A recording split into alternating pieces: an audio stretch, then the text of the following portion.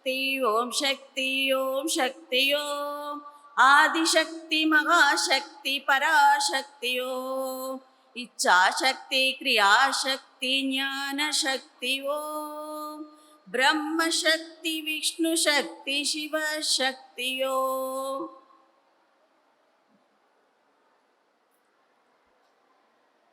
இந்த சக்தி சங்கம நிகழ்ச்சியில் பங்கெடுத்திருக்கும் நாம் அனைவரும் நிறைவு நிகழ்ச்சியில் உள்ளோம். இந்த சக்தி சங்கம நிகழ்ச்சிக்கு ஆசி உரை வழங்கிய சுவாமினி நிரஞ்சனாமிருத பிராண அம்பா அவர்களுக்கும், தலைமை வகித்த சகோதரி கீதா அருண்குமார் அவர்களுக்கும், சிறப்புரையாற்றிய யதீஸ்வரி ஆனந்த பிரேம பிரியா அம்பா சுவாமினி அவர்களுக்கும், சகோதரி தனலட்சுமி அவர்களுக்கும், மேடையில் அமர்ந்திருக்கும் சகோதரிகள் டாக்டர் சித்ரா தங்கவேல் அவர்கள், சகோதரி புனித மையப்பன் அவர்கள் அனைவருக்கும் முதற்கண் வணக்கம். இந்த சக்தி சங்கம நிகழ்ச்சியின் வரவேற்பு குழுவில் உள்ள அனைத்து சகோதரிகளுக்கும் எனது மாலை வணக்கம். இந்த சக்தி சங்கம நிகழ்ச்சியை சிறப்பிக்க வந்திருக்கும் பெரியோர்கள், சகோதரிகள், குழந்தைகள் அனைவருக்கும் எனது பணிவான நமஸ்காரம். இந்த சக்தி சங்கமம் வெற்றியடைவதற்காக கடந்த சில நாட்களாக, மாத கணக்கில் இதற்காக நேரம் கொடுத்து உழைத்து பணியாற்றிய சங்க பரிவார அமைப்பை சார்ந்த விவித சேத்திர அமைப்பில் உள்ள காரியகர்த்தர்கள் அனைத்து சகோதரிகளுக்கும் எனது பணிவான நமஸ்காரம். ஸ்திரீ சக்தி சங்கமம். ஸ்திரீ என்றால் பெண், நமக்கு எல்லாருக்கும் தெரியும். எல்லாரும் கொஞ்சம் அமைதியாக இருந்தோம்னா இன்னும் நல்லா இருக்கும். நம்மளுக்குள்ள பேசிக்க வேண்டாம், கச்ச கச்ச கச்ச கச்சன்னு சவுண்டு வந்துட்டு இருக்கு. அதனால இங்க பேசக்கூடிய விஷயத்துல நம்ம கவனம் செலுத்தணும். அதனால எல்லாரும் கொஞ்சம் அமைதியா உட்காரலாம், ஒவ்வொரு இடத்துல உட்கார்ந்துக்கலாம், நம்ம எழுந்து நடக்க வேண்டாம். இந்த பிரபஞ்ச சக்தி, இந்த பிரபஞ்சம் தோன்றின உடனேயே அதனுடைய ஆதி ரூபமாக ஸ்திரீ இருந்திருக்கிறாள், பெண் சக்தியானது. 4 ஆசிரமங்கள் உண்டு நமக்கு ஹிந்து தர்மத்துல. பிரம்மச்சரியம், கிரகஸ்தம், வானப்பிரஸ்தம், சந்நியாசம் என்று. இதுல கிரகஸ்த ஆசிரமத்தில் கிரகலக்ஷ்மி. நம்ம காலையில இங்க மாதாஜி சொன்னாங்க, நமக்கு ஒரு குடும்பத்திலையும் ராணி நம்ம. ஆமா, அந்த குடும்பத்தினுடைய லக்ஷ்மி, மகாலக்ஷ்மி, கிரகத்தினுடைய லக்ஷ்மி நம்ம. தர்ம பத்னி, அந்த பெருமை நமக்கு உண்டு. இச்சாசக்தி, கிரியாசக்தி, ஞான சக்தி என்ற முப்பெரும் சக்திகளின் சங்கமம் ஒவ்வொரு பெண்ணும். எப்படி? குழந்தைக்கு பாடம் சொல்லி கொடுக்கிறோம், சரஸ்வதி தேவியாக அங்கே நம்ம இருக்கிறோம். குடும்பத்திற்காக உழைக்கிறோம், சம்பாதிக்கிறோம், பொருளீட்டுகிறோம், மகாலட்சுமியாக இருக்கிறோம். தேவையான இடத்துல சக்திசாலினியா இருக்கிறோம். கணவர் மனசு சோர்ந்து போகிற இடத்துல வீரத்தோட, நம்ம தைரியத்தோட அவங்களுக்கு உத்வேகத்தை கொடுக்கிறோம். அந்த பராசக்தியினுடைய சொரூபம் அன்னபூர்ணேஸ்வரி. அன்னம் சமைத்து எல்லாருக்கும் பரிமாறக்கூடியவள். அப்போ மகா சரஸ்வதி, மகாலக்ஷ்மி, மகா துர்க்கை, பராசக்தி, அன்னபூர்ணேஸ்வரி, ஸ்வரூபிணி தான் பெண் என்பவள். அதனாலதான் அவளை சக்தி ஸ்வரூபிணி அப்படிங்கிறோம். சக்தி ஷாலினி பெண் என்கிறவர். இது இன்னைக்கு நேரத்துக்கு இல்லை, 4 யுகம் நமக்கு. கிருத யுகம், திரேதா யுகம், இங்க கவனிப்போம், அது பரவாயில்ல. துவாபர யுகம், கலியுகம், 4 யுகங்கள் நமக்கு. நம்ம எந்த யுகத்துல இருக்கிறோம்? கலியுகத்துல இருக்கோம். அப்போ கலியுகமே 5125வது வருஷம் இது. அப்ப அதுக்கு முன்னாடி இருக்கிறது இன்னும் 2 மடங்கு, 3 மடங்கு, 4 மடங்கு ஒன்றொன்றும். அப்போ இந்த 4 யுகத்திலையுமே பெண்கள் எப்படி இருந்தாங்க அப்படின்னா, வேத காலம், புராண காலம், இதிகாச காலம், இலக்கிய காலம் அப்படின்னு எடுத்துட்டோம்னா எல்லா காலத்திலையும் அறிவில சிறந்தவர்களாக, ஒரு பெண்ணும் திறமைசாலிகளாக, வீரம் மிகுந்தவளாக, விவேகம் உள்ளவளாக இருந்திருக்கிறாள். ஒன்னே ஒன்று உதாரணத்துக்கு சொல்ற. வேத காலத்துல ஜனக மகரிஷியுடைய ஆசிரமத்துல சபையில யாக்ஞவல்கியர்னு சொல்லிட்டு அவர் கூட 2 பெண்கள், மைத்ரேயி, கார்கி அப்படிங்கிற 2 பெண்கள் வேத மந்திரங்களை குறித்து சம்வாதத்தில் ஈடுபட்டிருக்காங்க. சம்வாதம் செய்து வெற்றி கண்டவர்கள் அந்த காலத்திலேயே பெண்கள். எப்படின்னு பாருங்க, பெண்கள் எந்த இடத்துலையும் அறிவுல தாழ்ந்தவர்களா இருக்கவே இல்லை. அறிவு மிகுந்தவர்கள், புத்திசாலியானவர்கள், திறமையானவர்கள், விவேகமானவர்கள், வீரமானவர்கள். அந்த பரம்பரையிலிருந்து தான் நம்ம ஒவ்வொருத்தருமே வந்திருக்கோம். அப்பேற்பட்ட பரம்பரையில இருந்திருக்கிறோம். கிருதயுகத்திலிருந்தே அந்த மாதிரி பெண்கள் தான். ராமாயண காலம் எடுத்துக்கோங்க. திரேதா யுகத்துல பார்த்தோம்னா ஸ்ரீராமனுக்கே ஆயுதம் தயாரித்து கொடுத்திருக்கிறார்கள் 2 பெண்கள். ஆச்சரியமா இருக்குல்ல நமக்கு. சுஜயா, சுப்ரபா அப்படின்னு சொல்லிட்டு 2 பேரு ஸ்ரீராமச்சந்திரமூர்த்திக்கு ஆயுதம் என்ன, அந்த அம்பு தயாரித்து கொடுத்திருக்கிறார்கள். இந்த மாதிரி யுக யுகாந்திரமாக பெண்கள் ஒவ்வொரு யுகத்திலையும் அறிவில மிகச்சவர்களாக இருந்திருக்கிறார்கள். இப்ப இந்த கலியுகத்துல பார்த்திருக்கிறோம் நம்ம, இல்லைங்களா? நம்மளுக்கு தெரியும் சந்திராயன், மங்கள்யான், அடுத்தது சமுத்திரயான் வரப்போகுது. நமக்கு சமுத்திரத்துக்குள்ள போய் ஆராய்ச்சிகள். இதுல எல்லா பெண்களுடைய பங்கு மிகுந்த அளவு இருக்குது. நமக்கு எல்லாருக்கும் தெரியும். நம்ம இப்ப அதிகமா நம்மளுடைய வாட்ஸ்அப்ல எல்லாம் நம்ம படிச்சுட்டு இருக்கிறோம். கலியுகத்துல நடந்து கொண்டு இருக்கிற விஷயம் இது. அப்ப அந்த கிருத யுகத்துல இருந்து கலியுகம் வரைக்குமே பெண்களை பார்த்தா எந்த இடத்துலையுமே அவங்க அறிவு இல்லாதவர்களோ முட்டாள்களோ கிடையாது, அபலையும் கிடையாது. ஒவ்வொரு பெண்ணுக்குள்ளையும் நான் சொன்ன இந்த இச்சா சக்தி, கிரியாசக்தி, ஞான சக்தி நிரம்பி இருக்கிறவங்க தான் நம்ம பெண்கள். இது நம்ம ஒவ்வொருத்தருக்குள்ளேயும் இருக்கு.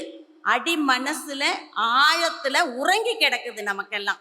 அது வெளியே கொண்டுட்டு வர்றதுக்கு சமயம் வந்து கொண்டே இருக்கிறது நமக்கெல்லாம். இந்த மாதிரி இதை நம்ம நினைச்சுக்கிறோம். மேலை நாடுகள்ல, அமெரிக்கா, பிரிட்டன், பிரான்ஸ் போன்ற நாடுகள்லாம் ரொம்ப சுதந்திரத்தோட பெண்கள் இருக்கிறாங்க அப்படின்னு சொல்லி நம்ம ஒரு தப்பு கணக்கு போட்டுட்டு இருக்கிறோம். பார்த்தீங்கன்னா நான் சொன்னது கிருத யுகம், யுகம் தோன்றின வருஷம். ஆனா அந்த நாடுகள்ல பாருங்க, 18ஆம் நூற்றாண்டுலயே 1837 பிரான்ஸ்ல, 1872 இருந்து 1890 வரைக்கும் பிரிட்டன்ல, 1910 அமெரிக்காவில் எல்லாம் பெண்ணிய போராட்டம் நடந்தது. எதுக்காக நடந்தது? பெண்களுக்கு அங்க விடுதலை வேண்டும். பெண்கள் பெண்களுடைய அறிவையும் புத்திசாலித்தனத்தையும் அங்க மதிக்கவே இல்லை யாருமே. ஆனா இங்க நம்ம நாட்டுல ஆண்களுக்கு சமமா உட்கார்ந்து வேத மந்திரத்தை இங்க சம்வாதம் பண்ணி இருக்காங்க நம்ம பாரத சமுதாயத்துல, பாரத நாட்டுல. அப்போ அங்க அந்த மாதிரி சூழ்நிலை. ஓட்டு அவகாசம் கூட இல்லை, ஓட்டு போடுற உரிமை கூட இல்லாமல் இருந்தார்கள் அந்த நாட்டு பெண்மணிகள். தெரியுமா நமக்கு? ஆண்களுக்கு மட்டும்தான் ஓட்டு இருந்தது, பெண்களுக்கு அங்க ஓட்டு இல்லாம இருந்தது. இந்த 1910 வரைக்கும் அப்படிதான் இருந்தது அந்த நாடுகள்லாம். அதுக்கப்புறம்தான் போராட்டம் பண்ணி அதுக்கப்புறம்தான் ஓட்டு உரிமை வழங்கப்பட்டது. ஆனா நம்ம நாட்டுல ஓட்டு என்னைக்கு நம்ம இருந்ததோ அப்பவே வயசுதான் வித்தியாசம். என்ன வயசு வைக்கணும் ஓட்டுக்கு அப்படிங்கிறது சர்ச்சையா இருந்ததே ஒழிய ஓட்டு உரிமை இல்லாமல் இருந்ததே கிடையாது பாரத நாட்டில். இது நம்ம ஒவ்வொருத்தரும் நல்லா புரிஞ்சுக்கணும். அந்த மாதிரி அப்ப அதனால அங்க இந்த மாதிரி ஆண்கள் பெண்கள் வேறுபாடு வந்தது. கணவன் மனைவிக்குள்ள பிரச்சனைகள் அதிகமாச்சு. குடும்பத்துல குழப்பம் வந்தது. குடும்பம் உடைஞ்சு. நான் சொல்றேன், இந்த நாடுகள் எல்லாமே குடும்பமா இல்லை யாரும். அப்ப குடும்பம் உடைஞ்ச உடனே ஆண்கள் தனியாவும் பெண்கள் தனியாவும் வாழ ஆரம்பிச்சாங்க. அப்ப அவங்களுக்கு பிறந்த குழந்தைங்களுடைய நிலைமை என்ன? அந்த குழந்தைங்களை 2 பேரும் விட்டுட்டாங்க. நான் பார்த்துக்க முடியாத, நீயும் பார்த்துக்க முடியாது. அப்ப இந்த குழந்தைங்க அப்பாவுடைய ஆதரவும் இல்லாமல் அம்மாவுடைய அன்பும் இல்லாமல் தனித்து விடப்பட்டார்கள் அங்க இருக்கக்கூடிய குழந்தைங்க. அப்போ அத அரசாங்கம் அவங்கள ஸ்வீகரிச்சது. அரசாங்கம் எடுத்து காப்பாத்திட்டு இருக்குது. இன்னைக்கும் இருக்குது அந்த நிலைமை. அந்த நாடுகள்லாம் இருக்கு. அதனாலதான் அந்த நாடுகள்லாம் வருஷத்துல ஒரு நாள் மட்டும் மதர்ஸ் டே, ஃபாதர்ஸ் டே இதெல்லாம் வர்றதுக்கு காரணமா இருந்தது. இன்னைக்கு இருக்கல்ல, நம்ம எல்லாம் வாழ்த்து சொல்லிக்கிறோமல்ல. மதர்ஸ் டேக்கு நம்ம குழந்தைங்க சொல்றாங்க, ஃபாதர்ஸ் டேக்கு சொல்றாங்க.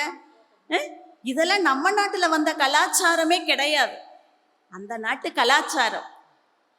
அப்போ அவங்க அந்த வருஷத்துல ஒரு நாள் அவங்களுடைய குழந்தைகளை ஒரு குறிப்பிட்ட இடத்துல சந்திப்பாங்க. அதுக்கான வந்ததுதான் இந்த விஷயங்கள். நமக்கு அப்படி கிடையாது. நமக்கு குடும்பம் தான் பிரதானம். நம்ம குழந்தைங்களுக்காகவே வாழக்கூடியவர்கள் நாம. அப்படி இருந்துட்டு இருக்கிறோம். அதனால இப்படி இருந்தங்காட்டிக்கு இந்த நாடுகள்ல இருந்து பல தலைவர்கள் கவலைப்பட ஆரம்பிச்சாங்க. கவலைப்பட்ட உடனே என்ன சொன்னாங்கன்னா, அவங்களுடைய தீர்வு என்னவா இருந்தது அப்படின்னு பார்த்தா, நீங்க எல்லாரும் பாரத நாட்டுக்கு போகணும். பாரத நாட்டில் இருக்கக்கூடிய குடும்பங்களை சென்று பார்க்க வேண்டும் அப்படின்னு சொல்லிட்டு, இந்த பாரத திருநாட்டில் இருக்கக்கூடிய குடும்பங்கள் அவ குடும்பத்தில் இருக்கக்கூடிய தாய் தந்தையர்கள் வாழும் வாழ்க்கை முறை எப்படி இருக்குதுன்னு போய் பார்த்து வரணும். அதுதான் தீர்வு அப்படின்னு சொல்லி சொன்னாங்க. அப்பேற்பட்ட ஒரு குடும்ப அமைப்பு நம்மளுடைய பாரத குடும்ப அமைப்பு. பாரதிய சிந்தனை, ஆழ்ந்த சிந்தனை. பாரதிய சிந்தனை என்பது சம்ஸ்காரங்களும் மூல்யங்களும் தான் பிரதானம். நமக்கு இங்க சம்ஸ்காரம், நம்மளுடைய கலாச்சாரம், அதுதான் இங்க அஸ்திவாரமா ஆணி வேற நமக்கு இருக்கு இந்த பாரத திருநாட்டில். 19ஆம் நூற்றாண்டுல நம்ம நாட்டுக்கு ஒரு ஆள் வர, அப்படி லார்டு மெக்காலேன்னு சொல்லிட்டு நம்ம பாரத நாட்டுக்கு வரார். பாரத நாட்டை எல்லாம் சுத்தி பார்க்குற. அப்படி சுத்தி பார்த்துட்டு அந்த அன்னைக்கு அவங்க அப்பாவுக்கு ஒரு கடிதம் எழுதுற. அப்படி என்ன அப்படின்னா, இன்றையிலிருந்து, அதாகப்பட்டது அந்த ஆள் கடிதம் எழுதுற நாள்ல இருந்து, இன்றையிலிருந்து 30 வருஷங்கள் கழித்து பார்த்தால் இந்த பாரத நாட்டில் இருக்கக்கூடிய மக்கள் அனைவரும் நிறத்தால் பாரதியர்களாக இருப்பார்கள். நிறம் மட்டும்தான் அவங்களுக்கு இருக்கும். ஆனால் அறிவாலையும் புத்தியாலையும் குணத்தாலையும் தன்மையாலையும் பிரிட்டிஷ்கார மாறி இருப்பாங்கன்னு சொல்லி எழுதுறான் கடிதம். பாருங்க நம்மளை எப்படி தப்பு கணக்கு போட்டிருக்கா அப்படின்னு சொல்லிட்டு.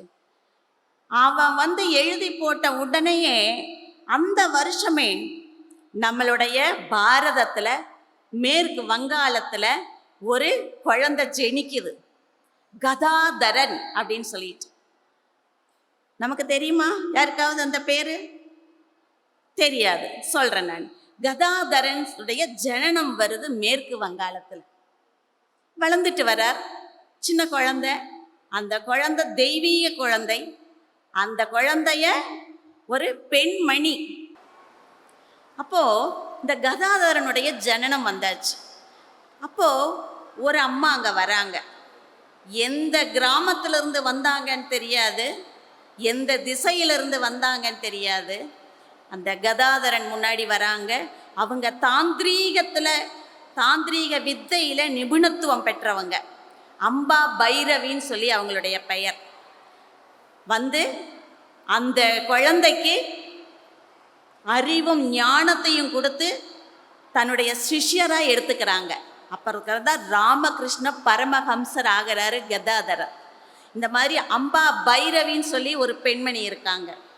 ரெண்டாவது இப்போ இருக்கு தக்ஷிணேஸ்வரம், நமக்கு தவ பூமி கோயில் இருக்கு. அங்கே அந்த தவ பூமியை கொடுத்தது பிராமண சமுதாயம் அல்லாத சமுதாயத்தை சார்ந்த ஒரு பெண்மணி, ராணி ராசாமணி அப்படிங்கிறவங்க.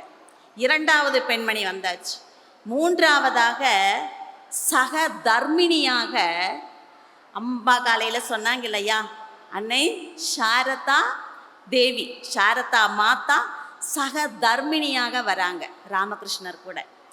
இந்த முப்பெரும் முத்துக்கள்னால ராமகிருஷ்ண பரமஹம்சர் என்ற அந்த மனிதர், கதாதரனாக இருந்த மனிதர், ஒரு மகானாக ராமகிருஷ்ண பரமஹம்சனாக உலகம் முழுவதும் அறியப்பட்டார். உலகம் முழுவதும் இன்னைக்கு நம்ம பாரத நாடு மட்டும் இல்லை, உலகம் முழுவதும் தெரியப்படுத்தினார், தெரிந்து கொண்டு இருக்கிறார். அதற்கு காரணமாக இருந்தது அவங்க பின்னாடி இந்த 3 முப்பெரும் பெண்மணிகளுடைய பங்கு. அப்பேற்பட்ட பெண் சமுதாயத்தை சார்ந்தவங்க தான் நம்ம ஒவ்வொருத்தரும். அந்த திறமை நம்மளுக்கு ஒவ்வொருத்தருக்குள்ளேயும் இருக்குது, ஒவ்வொருத்தருக்குள்ளேயும் திறமைகள் இருக்குது நமக்கு. அந்த திறமை நமக்கு தெரியாமல் இருக்குது. அதை தெரியறதுக்கான ஒரு வாய்ப்பாகத்தான் இந்த சக்தி சங்கமம். அது நம்ம ஒவ்வொருத்தரும் நல்லா புரிஞ்சுக்கணும். ஏதோ ஒரு நாள் வந்தோம், திருவிழா கூட்டம் மாதிரி வந்தோம், நம்ம இங்கே மண்டபத்தில் நடக்குது நிகழ்ச்சி, இதனால் ஏதோ கொஞ்சம் பேசுகிறாங்க, கேட்டுட்டு போகிற விஷயம் அல்ல.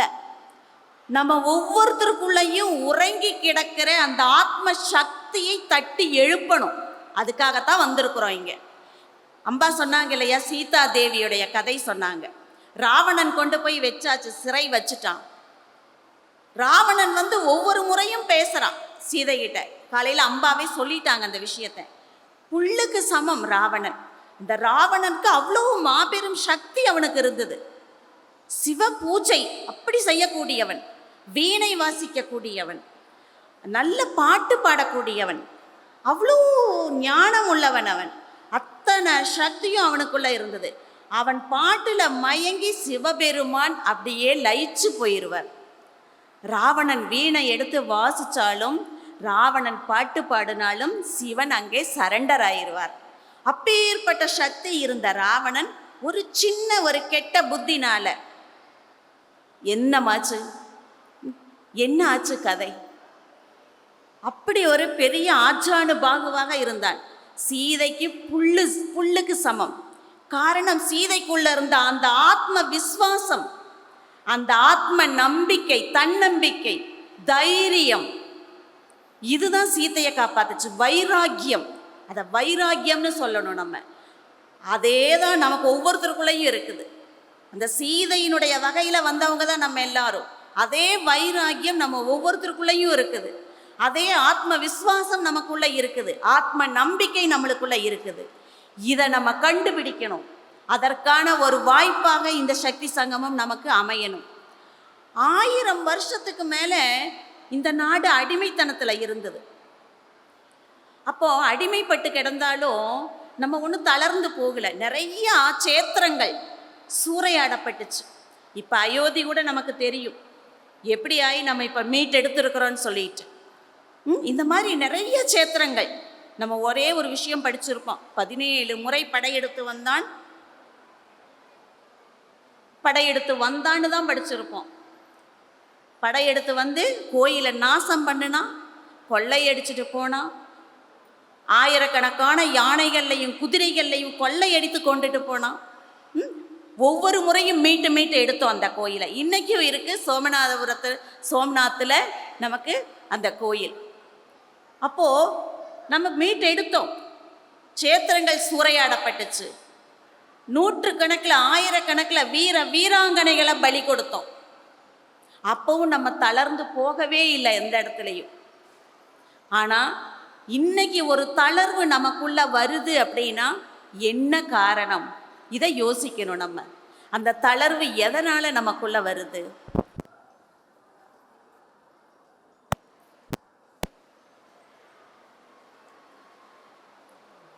நமக்கு தெரியும், மாதா பிதா குரு தெய்வம். முதல்ல யார் வராங்க? மாதா. மாதானா யாரு? அம்மா. அம்மா தான் எந்த குழந்தையா இருந்தாலும், அது ஆண் குழந்தையா இருந்தாலும் சரி, பெண் குழந்தையா இருந்தாலும் சரி, ஆத்திய குரு, முதல் குரு அம்மா தான் அந்த குழந்தைக்கு. என்ன காரணம்? அம்மா தான் முதல்ல அந்த குழந்தைக்கு பால் ஊட்டுகிறாள், சீராட்டுகிறாள்.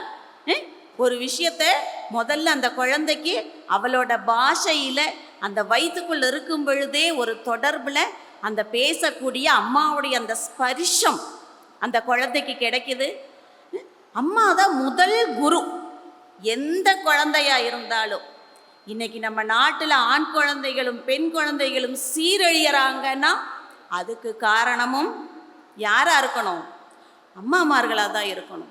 இதுதான் நம்ம யோசிக்க வேண்டிய விஷயம். அப்போ இந்த முதல் குருவாக இருக்கக்கூடிய அம்மா எப்படி இருக்கணும்? இந்த குடும்பம் தான் பிரதானம் நமக்கு.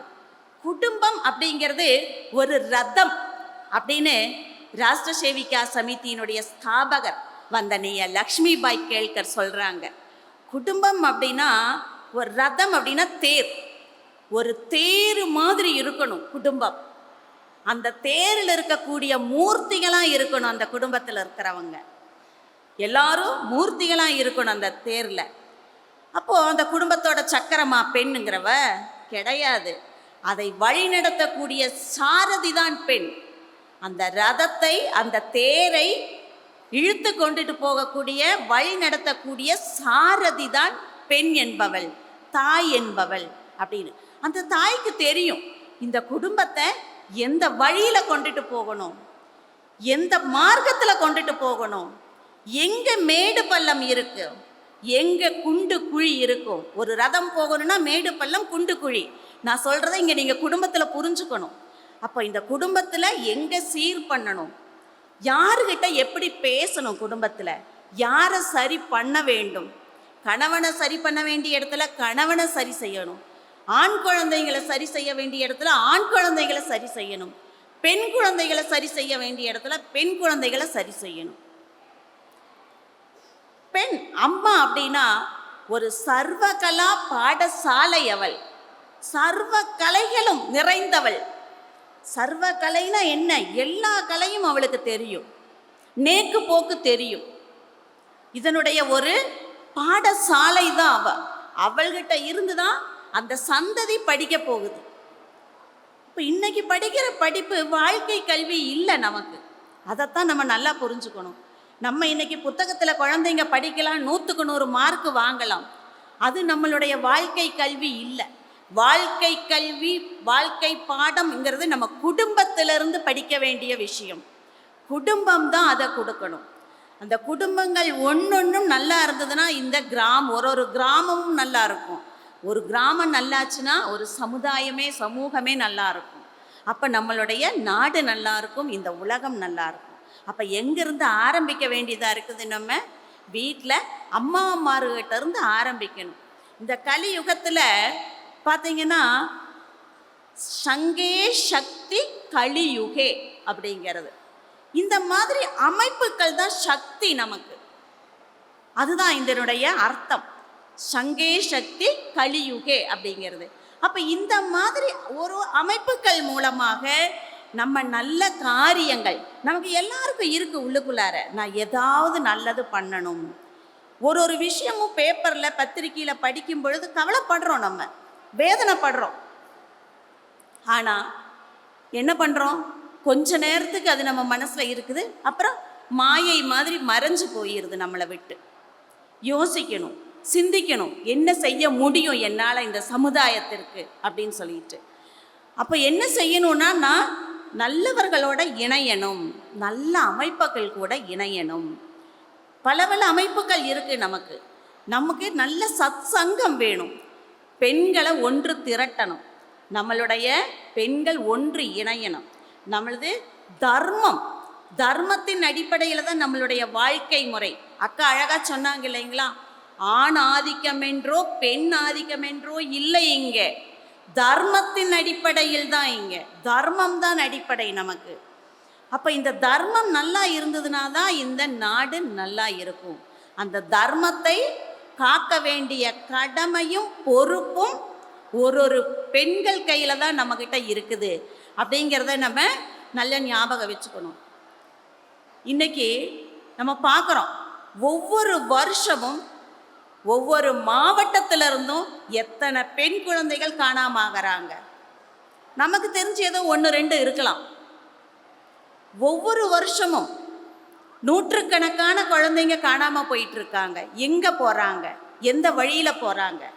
வெறும் 8ஆம் வகுப்பு 9ஆம் வகுப்பு படிக்கக்கூடிய குழந்தைங்கள் ஆண் குழந்தைங்களுக்கு சமமாக உட்கார்ந்துட்டு அதுதான் சுதந்திரம் நினச்சிக்கிட்டு இன்னைக்கு கெட்ட பழக்கத்துக்கு எல்லாம் அடிமையாயிட்டு இருக்காங்க. நானும் சிகரெட்டு குடிப்பேன், நானும் ட்ரிங்க்ஸ் அடிப்பேன், நடக்குது. இன்னைக்கு பத்திரிக்கையில் வந்துட்டு இருக்குது.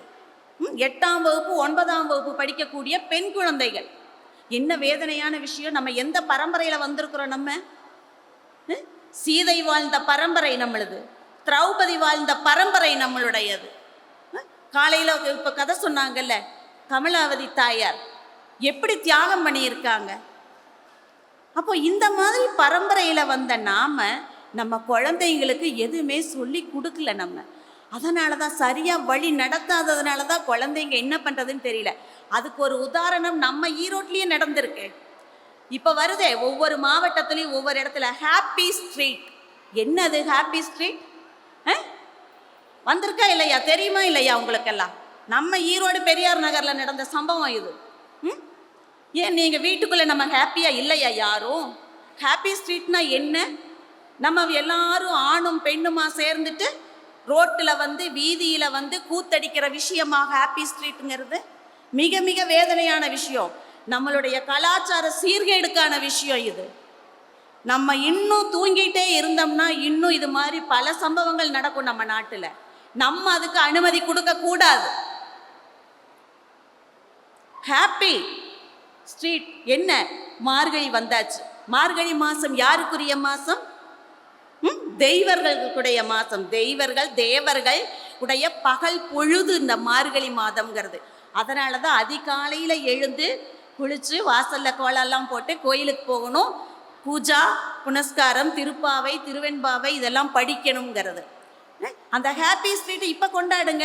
மார்கழி மாதம் 30 வாசலில் அழகாக பெரிய பெரிய ரங்கோலி போடுங்க, கோலம் போடுங்க. சந்தோஷமாக வரட்டும், பெண் குழந்தைங்க பார்க்கட்டும். அதுதான் சந்தோஷம் நமக்கு. அதை அலங்கரிக்கணும்.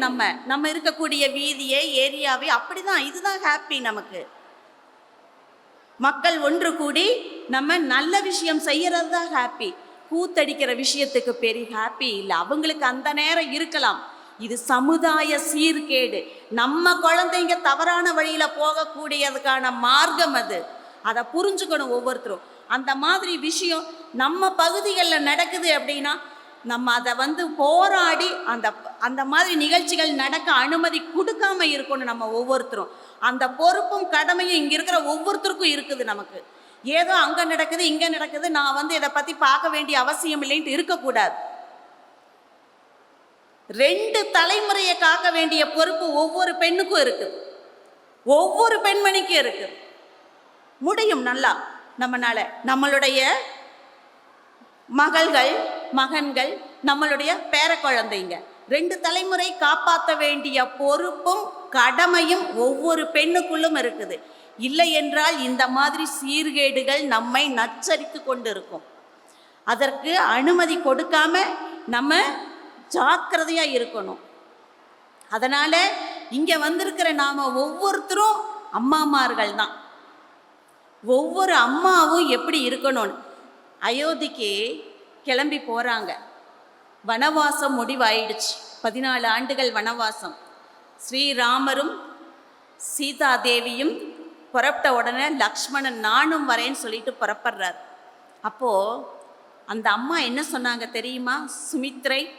சுமித்ரை சொன்ன ஒரு விஷயம் ஒரு ஸ்லோகத்திலேயே சொல்லியிருக்காங்க. நான் சொல்கிறேன் இப்போ. ராமம் தசரதம் வித்திம் மாம் வித்திம் ஜனகாத்மஜம் அயோத்தியா அடவிம் வித்திம் அப்படின்னு சொல்லிட்டு ராமனை தசரதனாக பார்க்க வேண்டும். அதாகப்பட்டது உன்னுடைய அண்ணனை உன்னுடைய தந்தையாக பார்க்க வேண்டும். உன்னுடைய அண்ணி ஸ்தானத்தில் இருக்கக்கூடிய சீதா தேவியை அம்மாவாக என்னையா சுமித்ரையா அங்க பார்க்கணும். நீ அடர்ந்த வனத்தை அயோத்தியாக பார்க்க வேண்டும் அப்படின்னு சொல்லி அனுப்பிச்சா சுமித்ரை. எப்பேற்பட்ட அம்மா, எப்பேற்பட்ட மகத்துவம் அந்த அம்மாக்குள்ள இருந்திருக்கு. அண்ணா அண்ணியை தாய் தந்தையாக வணங்க வேண்டும். அந்த அடர்ந்த வனத்திலே மனம் சலிக்க கூடாது. அவர்கள் இருவருக்கும் நீ பாதுகாப்பாக இருக்க வேண்டும். அதை நீ அயோத்தியா நினைக்கணும். அத்தனை சுகமும் உனக்குள்ள இருக்கும். அப்போ சென்று வா, நல்லது நடக்கும் அப்படின்னு சொல்லி வாழ்த்தி அனுப்புற அந்த தாய். அப்பேற்பட்ட சமுதாயம் நம்மளுடைய சமுதாயம். நீ போகாத மகனே, ராமன் போய் கஷ்டப்படுத்த உங்க அண்ணன், நீ இங்க இரு, உனக்கு நான் போராடி உனக்கு பட்டாபிஷேகம் சூட்டுறேன்னு தாய் சொல்லல அந்த இடத்துல சுமித்ரை. அப்பேற்பட்ட ஒரு மாத்ருகா தாய் சுமித்ரை. இந்த மாதிரி சம்பவங்கள் நம்ம புராண இதிகாசங்கள்ல நிறைய இருக்கு. சின்ன சின்ன சின்ன உப கதைகளாக இருக்குது. குழந்தைங்க கூட நேரம் நிறைய செலவழிக்கணும். நம்ம குழந்தைங்களுக்கு எல்லா விஷயமும் தெரியணும். குடும்பத்தில் நடக்கக்கூடிய அத்தனை விஷயமும் குழந்தைங்களுக்கு நம்ம சொல்லி புரிய வைக்கணும். பேசணும் நிறைய உட்காந்துட்டு. ஒரு நேர உணவாவது நம்ம குடும்பமாக சேர்ந்து உட்காந்து சாப்பிடணும். எத்தனை வீடுகளில் நம்ம சாப்பிட்ற கை தூக்குங்க பார்க்கலாம். பாருங்க எத்தனை பேர் இருக்கோன்னு கை கீழே போட்டுருங்க. ஒரு நேரம் காலை மதியம் முடியாது நமக்கு. இரவு உணவு, ஒருவேளை உணவு குடும்பமாக அமர்ந்து சாப்பிடணும். அதில் ஒரு கண்டிஷன் இருக்கு நமக்கு. என்ன கண்டிஷன்? டிவி பார்க்கக்கூடாது, மொபைல் கையில் வச்சுக்க கூடாது. இது ரெண்டு இல்லாமல் உட்காரணும் சாப்பிட்றதுக்கு அப்படின்னு சொல்லி நம்ம சங்கல்பம் பண்ணணும், முடிவு பண்ணணும். அம்மாமாருங்க நினச்சா நடக்கும். அது நம்மளே டிவி அங்கே போட்டுட்டு உட்காந்து சாப்பிட ஆரம்பித்தா குழந்தைங்க எப்படி இருப்பாங்க? கணவர் எப்படி இருப்பார்? ஒரு கையில் மொபைலை பார்த்துக்கிட்டே சாப்பிட்டுட்டு இருப்பார். அதனால் இன்னைக்கு ராத்திரியிலிருந்து ஆரம்பிக்கணும் இந்த வேலையை நம்ம வீடுகளில். ஒரு நேர உணவு குடும்பமாக, குடும்பத்தில் 4 பேர் இருந்தால் 4 பேர், 5 பேர் இருந்தால் 5 பேர் ஒன்றாக உட்காந்து சாப்பிடுவோம். மொபைல் பார்க்க மாட்டோம், டிவி பார்க்க மாட்டோம். இந்த விஷயம் நம்ம முடிவு பண்ணணும். ஒன்று, இதெல்லாம் தான் நம்மளுடைய குடும்ப வழக்கம், குடும்ப பாரம்பரியம். இந்த பழக்கங்கள்லாம் இன்னைக்கு நம்மளை கைவிட்டு போய்கிட்டே இருக்குது, காணாமல் போகுது. இதெல்லாம் தொலைச்சிட்டு இருக்கிறோம். நமக்கு அது பெருசாக தெரியவே இல்லை. ஒன்று போகுது. கடைசியில் வயசானதுக்கப்புறம் 70 வயசானதுக்கப்புறம் என் பையன் என்னை பார்க்க மாட்டேங்கிறான், என் பொண்ணு என்னை பார்க்க மாட்டேங்கிறான்னா எப்படி பார்ப்பாங்க? கூட இருக்கணும் நம்ம குழந்தைங்களோட. குழந்தைங்களோட இருந்தால் மட்டும்தான் குழந்தைங்க நம்மளை கவனிப்பாங்க. அதுதான் இந்த குடும்பம் இணைந்து இருந்தால் தான் இந்த கலாச்சாரம் காக்கப்படும். அதுதான் வேணும் இன்னைக்கு நமக்கு. அதே மாதிரி சாயந்தர நேரம், மாலை நேரம் தீபம் வைக்கிற பழக்கம் நமக்கு இருக்கணும் வீடுகளில். காலை மாலை இருவேளையும் தீபம் ஏற்றணும் வீடுகளில். நம்ம ஹிந்து வீடுகளில் பிரத்யேகமாக பண்ணணும். மற்றவங்கெல்லாம் பாருங்கள், ஒரு நாள் தவறுறாங்களா, ஒரு ஞாயிற்றுக்கிழமை விட்டு போகிறாங்களா, ஒரு வெள்ளிக்கிழமை மறந்து போகிறாங்களா? சொல்லுங்க நீங்கள். சமீபத்தில் நடந்த ஒரு சம்பவம் நான் சொல்கிறேன். சவுதியில் நடந்தது. 18 வயது பையன், இஸ்லாம் மதத்தை சார்ந்தவர். தொழுகை நேரத்தில் கையில் மொபைல் ஃபோன் வச்சுருந்தான்னு சொல்லிட்டு கழுத்தை வெட்டி கொண்டாங்க. தொழுகை நேரம் 5 நேரம் அவங்களுக்கு. அந்த ஒரு நேரத்தில் கையில் மொபைல் பார்த்துட்டு இருந்தான், நமாஸ் பண்ணலைங்கிற ஒரே காரணம் ரோட்டில் கையை கட்டி தலையை வெட்டி கொண்டாங்க. நமக்கு இந்த மாதிரி ஏதாவது உண்டா? கோயிலுக்கு போகலை, சாமி கும்பிடல, தீபம் போடலை, சாமி நமஸ்காரம் பண்ணலைன்னு சொல்லிட்டு இல்லை. ஆனால் நம்ம செய்யணும். நமக்கு யாரும் இப்படியெல்லாம் கண்டிஷன் போட மாட்டாங்க. தாய் தான். அந்த குடும்பம்னா ஒரு கட்டுக்கோப்பாக இருக்கணும். அந்த குடும்பத்தை கட்டி காக்க வேண்டிய பொறுப்பு, கடமை தாய்க்கு மட்டும்தான் இருக்கு. அப்போ நம்ம எப்படி இருக்கணும்? என் குழந்தைங்களை நான் செய்தாதான் என் குழந்தைங்க செய்யும். பெரியவங்களை நான் நமஸ்காரம் பண்ணினாதான் என் குழந்தைங்க நமஸ்காரம் பண்ணுவாங்க. நான் பண்ணாமல் நின்றுட்டு குழந்தைங்கள பின்னாடி இருந்து போய் கால் தொட்டு கும்பிடு, போய் கால் தொட்டு கும்பிடுனா எந்த குழந்தை கால் தொட்டு கும்பிடும்? யோசிக்கிறோமா? நம்ம செய்யணும். நம்ம இது வரைக்கும் இல்லைனாலும் இனி கட்டாயம் செய்யணும். வீட்டில் உள்ள பெரியவங்களுக்கு நமஸ்காரம் பண்ண சொல்லி கொடுங்க. நீங்கள் முதல் செய்யுங்க, குழந்தைங்க பின்னாடியே செய்வாங்க உங்களை பார்த்துட்டு. அப்போ அவங்களுக்கு சொல்ல வேணுங்கிற அவசியமே கிடையாது. தீபம் போடுங்க, சாயந்தரம் தீபம் போட்டு ஒரு 15 நிமிஷம் சாமி படம் முன்னாடி உட்காருங்க. சாமி ரூமில் கண்ணை மூடி உட்காருங்க. நாமாவளி சொல்லுங்க. கலியுகத்தில் நாம ஜபம் ஒன்று தான் நம்மளை காப்பாற்றும். நாம ஜபம். வேற எந்த ஸ்லோகமோ மந்திரமோ தெரியலனா கூட உங்களுக்கு பிடிச்ச இஷ்ட தெய்வத்தோட நாம ஜபத்தை சொல்லி கொடுங்க குழந்தைங்களுக்கு. அது நம்மளை காப்பாற்றும். இதெல்லாம் செய்யணும் நம்ம. அதே மாதிரி குழந்தைங்களோட இரவு, சின்ன குழந்தைங்களோட 3 வயசுலேருந்தே அந்த குழந்தைங்களுக்கு கதை சொல்லி கொடுக்கக்கூடிய பழக்கத்தை ஏற்படுத்தணும். கதை சொல்லணும் நம்ம குழந்தைங்களுக்கு. குழந்தைங்களுக்கு புரியும். கதை சொல்லி தூங்க வைக்கிற பழக்கத்தை ஏற்படுத்தணும் குழந்தைங்களுக்கு. எத்தனை கதைகள் இருக்கு நமக்கு. ராமாயணத்தில், மகாபாரத்தில் இருக்கிற கதாபாத்திரங்களை பற்றி ஒரு சம்பவங்களை பற்றி நம்ம சொல்லி கொடுங்க குழந்தைங்களுக்கு. அந்த குழந்தைங்களுடைய ஆழ் மனதில் அது நிச்சயமாக இருக்கும். இது எல்லாம் தான் நம்ம குடும்பத்தை காப்பாற்றக்கூடிய ஒரு வழி. இதெல்லாம் இன்னைக்கு செய்யணும். வாரத்தில் ஒரு நாளாவது குடும்பமாக நம்மளுடைய குழந்தைங்களை எல்லாம் கூட்டிட்டு நம்ம மட்டும் கோயிலுக்கு போய் தீபம் போடுறதுக்கு இல்லை. நம்ம அதுதான் பண்ணிட்டு இருக்கிறோம். தாய்மார்கள் செய்யக்கூடிய தவறே அதுதான். குழந்தைங்களை எல்லாம் ஸ்கூலுக்கு அனுப்பிச்சிட்டு நம்ம மட்டும் கோயிலுக்கு போவோம். கூப்பிடவே மாட்டோம் நம்ம. அப்புறம் கேட்டால் இல்லை அவன் வரமாட்டா, டியூஷன் இருக்குது, கிளாஸ் இருக்குது. நமக்கு நம்மளே ஏமாத்திக்கிறோம். உண்மைதானே? பாருங்க, எல்லாம் சிரிக்கிறாங்க பாருங்க. உண்மை அதுதான். நம்மளை ஏமாத்திட்டு இருக்கிறோம். குழந்தைங்களை தவறு சொல்லவே மாட்டேன் நான். நம்ம பழக்காதது தான். அப்போது அவங்களுக்கு நேரம் இல்லை, டியூஷன் இருக்குது, வரமாட்டாங்க, நம்ம போய் தீபம் போட்டு வரோம். இல்லை, நம்ம குழந்தைங்களை கூட்டிகிட்டு போகணும். வாரத்துக்கு ஒரு நாளாவது குழந்தைங்களை கையை பிடிச்சி கூட்டிகிட்டு போங்க. 10 பருவம் வந்தால் அதுக்கப்புறம் கேட்க மாட்டாங்க. 12 வயசுக்குள்ளே என்னெல்லாம் கொடுக்க முடியுமோ அதெல்லாம் நம்ம கொடுத்தோம்னா 13 வயசுலேருந்து அவங்களே தன்னால் செய்ய ஆரம்பிப்பாங்க விஷயத்தை. நம்ம கொடுக்காம விட்டுட்டோம்னா அதுக்கப்புறம் 13 வயசில், 15 வயசில், 17 வயசில் நீ கோயிலுக்கு வா, நீ பூஜை பண்ணு, சாமி நமஸ்காரம் பண்ணுன்னா எந்த குழந்தையும் கேட்காது. 3 வயசில் ஆரம்பிக்கணும். நம்ம ஆரம்பித்து 12 வயசுக்குள்ளே அத்தனையும் முடிச்சிருக்கணும் நம்ம. அதுதான்.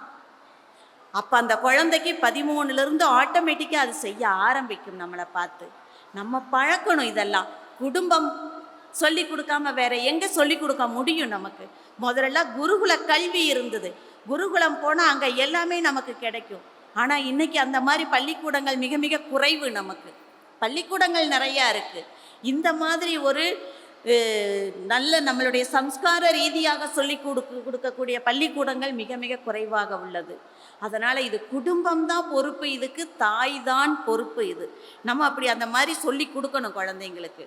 அது பெண் குழந்தைங்க அப்படின்னா சொல்லுவாங்க என்ன அப்படின்னா, ஒரு நல்ல சூடான ஒரு பாறை இருக்குது. அந்த சூடான பாறையில் ஒரு 2 சொட்டு தண்ணி விழுந்ததுன்னா என்ன ஆகும்? சூடாக இருக்கும் பொழுது தண்ணி விழுந்தால் என்ன ஆகும்? ஆவியாகி போயிடும் அது. அதே மாதிரி தாமரை இலை இருக்குது.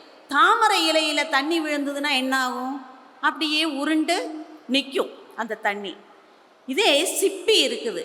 ஒரு சுவாதி நட்சத்திரம் உதிக்கிற நாளில் அந்த சிப்பிக்குள்ள விழுகிற ஒரு சொட்டு மழை நீர் தான் முத்துக்களாக மாறுகிறது. நமக்கு நல்ல விலை உயர்ந்த முத்துக்களாக கிடைக்குது நமக்கு. நம்ம குழந்தைங்க ஒவ்வொன்றும் நம்மளுடைய முத்துக்கள், நம்மளுடைய வைரங்கள், அது தங்கங்கள், பொக்கிஷம் நம்மளுடைய குழந்தைங்க. நமக்கு இதை காப்பாற்ற வேண்டாமா? நம்ம குழந்தைங்க யாருமே கெட்டவங்க கிடையாது, எல்லாம் நல்ல குழந்தைங்க. அவங்களுக்கு தெரியாததுனால, நம்மளும் சொல்லி கொடுக்க தவறி போனதுனால அந்த குழந்தைங்களுக்கு பாதை தெரியல, வழி மாறி போயிட்டு இருக்கிறாங்க. அதனால் நம்ம குழந்தைங்கள, அதனால் நீங்கள் கேட்கலாம், அப்போ முத்துவும் வைரமும் தங்கமும் லாக்கரில் வச்சு பூட்டுவோம், என் குழந்தைய லாக்கரில் வைக்க முடியுமான்னு? வேண்டாம். பட்டம் போல பறக்க விடுங்கள் குழந்தைங்களை. என்ன படிக்கணுமோ படிக்கிட்டு, எங்கே போகணுமோ போகட்டும். அந்த பட்டத்தோட நூல் மட்டும் நம்ம கையில் இருந்ததுன்னா போதுமானது. அந்த பட்டத்தோட நூல் நம்ம கையில் இருக்கணும், அதை விட்டுறக்கூடாது. நம்ம அந்த நூல் நம்ம கையில் இருந்தால் நம்ம சொல்லுக்கு நம்ம கூப்பிடும் பொழுது ஓடி வர்றதுக்கு குழந்தைங்க தயாராக இருப்பாங்க. பட்டம் போல் பறக்கட்டும், லாக்கரில் வைக்க வேண்டாம். ஒவ்வொன்றும் முத்து, ஒவ்வொன்றும் வைரம், ஒவ்வொன்றும் பொக்கிஷம். இந்த நாட்டினுடைய பொக்கிஷம் நம்மளுடைய குழந்தைங்க. நம்மளுடைய உலகமே அந்த குழந்தைங்க தான். அதுகளை காப்பாற்ற வேண்டிய பொறுப்பு நம்ம ஒவ்வொருத்தருக்கும் இருக்குது. இப்போ சகோதரி சொன்னாங்க இல்லைங்களா, நமக்கு அயோத்தி விஷயம் சொன்னாங்க. வரக்கூடிய ஜனவரி மாதம் 22ஆம் தேதி நம்மளுடைய பிராண பிரதிஷ்டா தினம் நடக்க போகுது. இந்த அயோத்திக்காக எத்தனை வருடங்களாக, எத்தனை நூற்றாண்டுகளாக போராட்டங்கள் நடந்ததுன்னு நமக்கு தெரிஞ்சுக்கலாம். 76 முறை இந்த ஜென்மபூமிக்காக, அயோத்தி ஜென்மபூமிக்காக யுத்தம் நடந்திருக்குது. நமக்கு தெரியுமா? போராட்டம் நடந்தது. அதே மாதிரி 1885 ஒரு சன்னியாசிய தூக்கிலிடப்பட்டாங்க இதுக்கு போராடின காரணத்துக்காக. எவ்வளோ வேதனையாக இருக்குது இல்லைங்களா? எந்த வருஷத்துலேருந்துன்னு பாருங்கள். இன்றைக்கி 2023 இருக்கிறோம். நம்ம இப்போ தான் மீட்டெடுத்து நம்ம பிராண பிரதிஷ்டை பண்ண போகிறோம். அதே மாதிரி 1949 1992 வரைக்கும் தொடர்ந்து 43 வருஷம் ஒரு நிமிஷம் போலும் விடாமல் தொடர்ந்து நாம ஜபம் அங்கே நடந்துட்டு இருந்தது. 43 வருஷம் நாம ஜபம்னா நம்ப முடியுமா? நடந்தது. ஒவ்வொரு குழுவா, ஒவ்வொரு நாட்டு மக்களா இருந்து தொடர்ந்து நாம ஜபம் பண்ணிக்கிட்டே இருந்தாங்க. ஸ்ரீராம ஜெயராம ஜெய ஜெயராம மந்திரம் 43 வருஷம் நடந்தது. இதனுடைய பலன் எல்லாம் தான் எண்ணற்ற சந்நியாசிகள், எண்ணற்ற ரிஷிமுனிகள், எண்ணற்ற மக்களுடைய போராட்டத்தினுடைய வெற்றி தான் இந்த ராம ஜென்ம பூமியினுடைய வெற்றி. அதனால நம்ம அந்த அன்னைக்கு 22ஆம் தேதி, அதுக்கு முன்னாடி சொன்னாங்க அக்ஷதை வரும். ஜனவரி 1லேருந்து 15 வரைக்கும் இந்த அக்ஷதையை ஒவ்வொரு வீடுகளுக்காக நம்ம கொண்டு வந்து கொடுப்பாங்க. வாங்கி வச்சு பூஜை பண்ணணும். அந்த 22ஆம் தேதி காலையில் அங்கே பிராண பிரதிஷ்டை நடக்கிற அந்த நேரம் 10 மணியிலிருந்து 12 மணின்னு சொல்லியிருக்காங்க. நம்ம 9 மணிலேருந்து ஒரு 12 மணி வரைக்கும் நம்ம முடிஞ்சதுன்னா நம்ம வீடுகளுக்கு பக்கத்தில் இருக்கக்கூடிய கோயில்களில் நம்ம உட்காந்து ஸ்ரீராம ஜெயராம ஜெய ஜெயராம மந்திரம் நாம ஜபம் பண்ணணும். தொடர்ந்து 3 மணி நேரம் 4 மணி நேரம் தொடர்ந்து நம்ம பண்ணணும். இந்த ஸ்ரீராமன் சாதாரண மனிதன் கிடையாது, ராஷ்டிர புருஷன். இந்த தேசத்தினுடைய ராஷ்டிர புருஷன் ஸ்ரீராமன். உலக நாடுகள்லேருந்தெல்லாம் பங்கெடுக்க போகிறாங்க அந்த அன்னைக்கு. அதனால் இவ்வளோ பெரிய போராட்டம் பண்ணி மீட்டெடுத்த ஒரு சேத்திரம் தான் இந்த ராம ஜென்ம பூமி. தெரிஞ்சுக்கணும். அப்போ நம்மளுடைய பங்கும் அணில் சேவை மாதிரி இருக்கணும். அதுக்காக நாம ஜபம் கட்டாயம் நம்ம பண்ணி இருக்கணும். அந்த அன்னைக்கு சாயந்தரம் தீபாவளி மாதிரி கொண்டாடணும். நம்ம வீடுகளில் தீபங்கள் எத்தனை கார்த்திகை விளக்கு, மண் விளக்கு, அகல் விளக்கு பற்ற வைக்க முடியுமோ அவ்வளவு பற்ற வைக்கணும். நம்ம பற்ற வச்சு நம்ம கொண்டாட வேணும். அந்த ஒரு பொறுப்பு நமக்கு இருக்குது. நம்ம ஆரம்பிக்கலாம். நம்ம இன்னைக்கு இரவுலேருந்தே உணவு சேர்ந்து சாப்பிடுவோம். குழந்தைங்களுக்கு நல்ல கதைகள் சொல்லி உறக்குவோம். நம்ம நல்ல ஒரு இயக்கங்களோட இந்த மாதிரி இது தொடர்ந்து நம்ம அமைப்புகளோட தொடர்ந்து வேலை பண்ணணும். நமக்கு நேரம் இருக்குது, நேரம் இல்லாமல் இல்லை, நேரம் கொடுக்கணும். நம்ம வாரத்தில் ஒரு நாள் 1 மணி நேரமாவது நம்ம ஒன்று சேரணும்.